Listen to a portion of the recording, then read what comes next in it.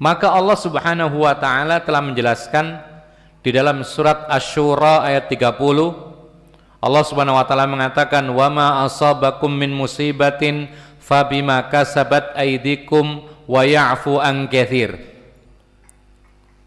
Apa saja musibah yang menimpa kalian, maka itu tidak lain karena ulah tangan-tangan kalian sendiri. Namun Allah Subhanahu wa taala masih memberikan maaf yang sangat banyak.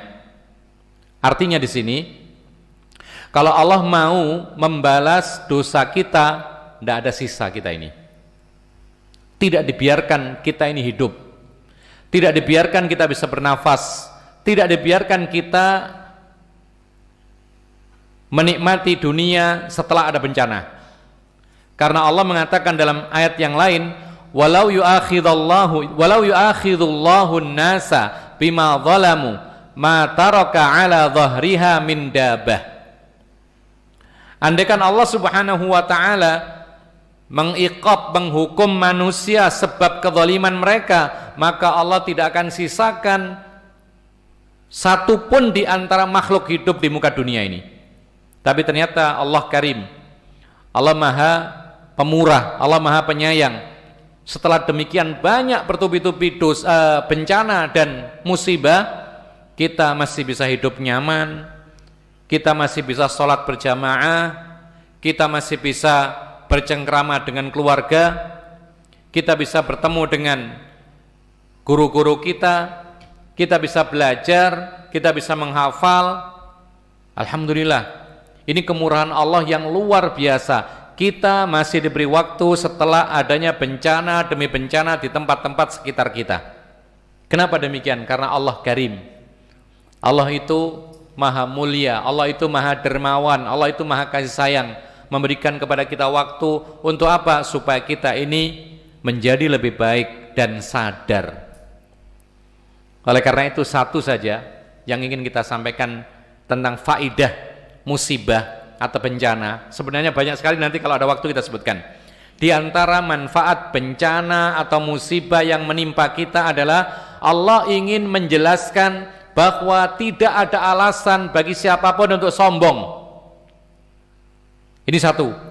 Kemudian yang kedua, dan juga Allah ingin menjelaskan bahwasanya kalian ini semuanya makhluk lemah, tidak mampu apa-apa. Yang bisa memperlakukan kalian semua ini hanyalah Allah. Mana kesombongan orang-orang yang sombong? Lihat ketika terjadi wabah corona, banyak yang gulung tikar usaha-usaha, penerbangan tutup, transportasi darat tutup, kapal-kapal juga tutup, hotel-hotel merugi. Dulu yang rencananya diperkirakan akhir tahun, karena wabah itu dulu awalnya sebelum Maret. Iya, dan mulai sudah terasa itu. Ketika sudah dipersiapkan untuk Idul Fitri, ya, liburan panjang, sudah booking ini booking itu, kemudian ternyata gagal semuanya, cancel semuanya, merugi banyak. Toko-toko pakaian biasanya hari raya, Masya Allah, rugi semuanya. Coba lihat, jangankan sombong, untuk menunjukkan bahwa manusia itu kuat saja tidak bisa. Berusaha iya, tetapi tidak bisa menentukan hasil. Yang menentukan hasil hanyalah Allah Subhanahu wa ta'ala. Saya teringat ada saudara kita datang dari Arab Saudi. Dia pekerjaannya adalah mengurusi haji dan umroh. Beliau menceritakan kepada kita, banyak dulu itu teman-teman sekerjanya itu mengatakan, ayo kita bisnis haji umroh, bisnis ini menjanjikan dan bisnis ini tidak akan tutup sampai hari kiamat. Perkataan seperti itu terdengar, dan saya pun pernah mendengar perkataan ini dari para pengurus haji dan umroh. Bisnis haji umroh itu insya Allah prospek tidak akan tutup sampai hari kiamat, karena ini adalah bisnis berkaitan dengan perjalanan ke Mekah. Dan yang namanya perjalanan ke Mekah semua orang ingin.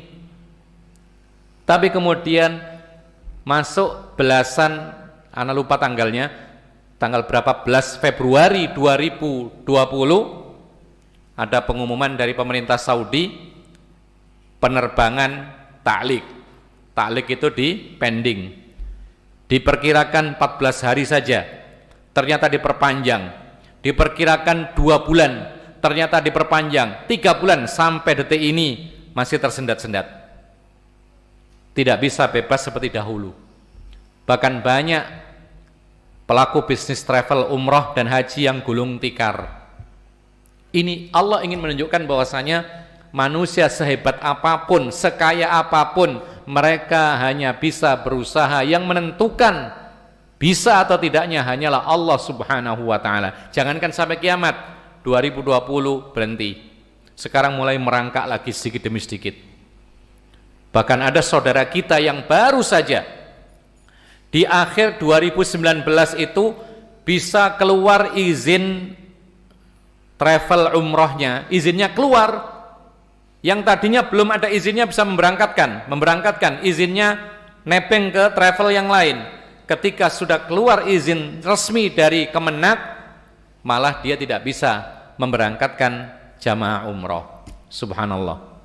Ma'asyiral muslimin rahimakumullah. Oleh karena itu Allah telah menjawab bahwa sebab musibah, sebab bencana alam, semuanya ini karena dosa manusia, baik secara individu ataupun berjamaah.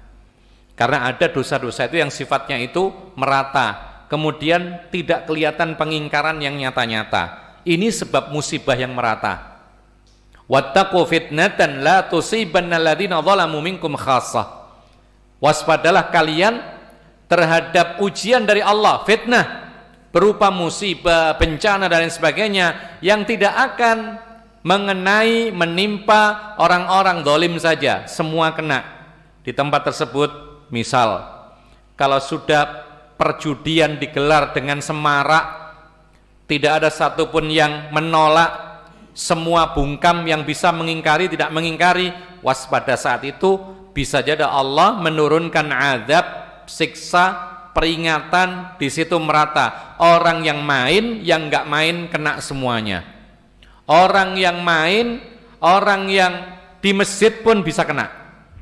Itu ancaman Allah Subhanahu wa taala. Oleh karena itu ini menunjukkan kepada kita bahwa mari kita berusaha untuk amar ma'ruf nahi mungkar semampu kita. Supaya apa? Supaya kemaksiatan itu tidak terlalu vulgar.